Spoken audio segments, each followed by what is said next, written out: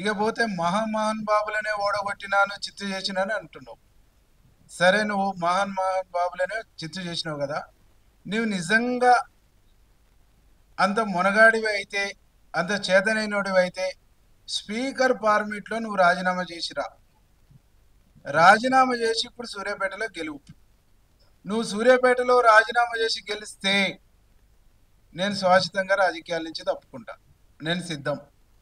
నువ్వు సిద్ధమేనా?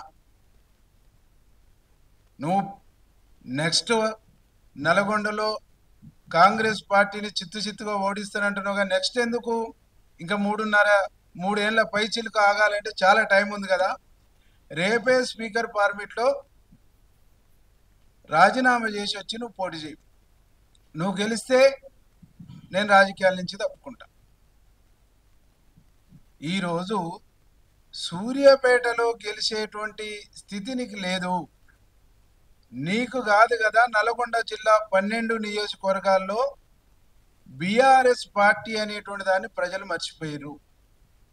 ప్రజలు మర్చిపోయినటువంటి దాన్ని ఏదో రూపకంగా చర్చల్లో ఉండాలి, ఏది పడితే అది మాట్లాడాలని చెప్పేసి ఇవాళ జగదీష్ రెడ్డి గారు మాట్లాడుతున్నారు. రేషన్ కార్డుల గురించి ఆయన చెప్పిండు. హుజూర్ నగర్ ఎన్నికలు వచ్చినప్పుడు నీ సూర్యాపేటలో 12,362 దరఖాస్తులు తీసుకున్నావు. 9,373 ప్రొసీడింగ్స్ ఇచ్చినావు. అంటే హుజూర్ నగర్ ఎన్నికలు ఉన్నప్పుడు ఉమ్మడి సూర్యాపేట జిల్లాలో 12,362 దరఖాస్తులు తీసుకొని 9,373 మాత్రమే నువ్వు ప్రొసీడింగ్స్ ఇచ్చినావు. నువ్వు ఈ రాష్ట్రంలో 6,47,000 రేషన్ కార్డులు ఇచ్చినా ఇది తప్పైతే నన్ను చెంపదెబ్బ కొట్టమంటున్నావు. మరి సూర్యాపేట జిల్లాలో నువ్వు 9,000 ఇచ్చినావు. ఉమ్మడి నల్గొండ జిల్లా తీసుకుంటే 25,000 మించి ప్రొసీడింగ్స్ నువ్వు ఇయ్యలే. మరి నువ్వు ఇచ్చిన 6 లక్షలు ఎక్కడ? నిన్ను చెంపదెబ్బ కొట్టాలనా, చేయితో కొట్టాలనా, దేనితో కొట్టాలి?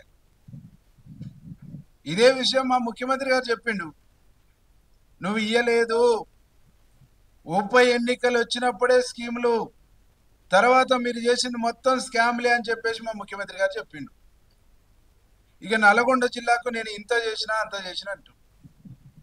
నేను 3 మెట్రిక్ టన్నులు పండేటువంటి 3-4 మెట్రిక్ టన్నులు పండే ధాన్యాన్ని నేను 30 మెట్రిక్ టన్నులు 40 మెట్రిక్ టన్నులు చేసినట్టు. ఎన్ని ప్రాజెక్టులు కట్టినావు? నువ్వు కట్టిన ప్రాజెక్టుల లెక్క చెప్పు. నువ్వు కట్టిన కొత్త ప్రాజెక్టులు ఏదో లెక్క చెప్పు. నువ్వు ఎన్ని భూములు కొనుక్కున్నావో లెక్క చెప్తా. కానీ ప్రజల కోసం నువ్వు ఎన్ని ప్రాజెక్టులు కట్టినావో లెక్క చెప్పు. నువ్వు ప్రాజెక్టులు కట్టవైతివి, కెనాళ్ళు పూర్తి చేయవైతివి. ఇక నువ్వు అదనంగా నీళ్లు 1 ఎకరానికి ఆంచి తెచ్చిచ్చినావు.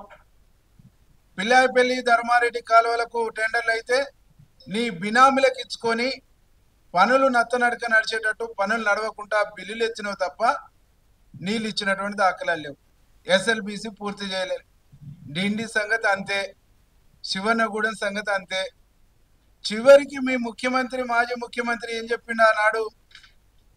బొత్తలపాలెం లిఫ్టు, ముసలమ్మ బొత్త లిఫ్టు, ముసలమ్మ చెట్టు లిఫ్టు కుర్చేసుకొని కూర్చుంటాడు, ఈ కట్టకుంటే రాజీనామా చేస్తాడని చెప్పిండు. అది కట్టలే, నీళ్ళు ఇయ్యలే, రాజీనామా చేయలేను. అంటే మొత్తం నల్గొండ జిల్లా. Subscribe us and press the bell icon for more interesting updates.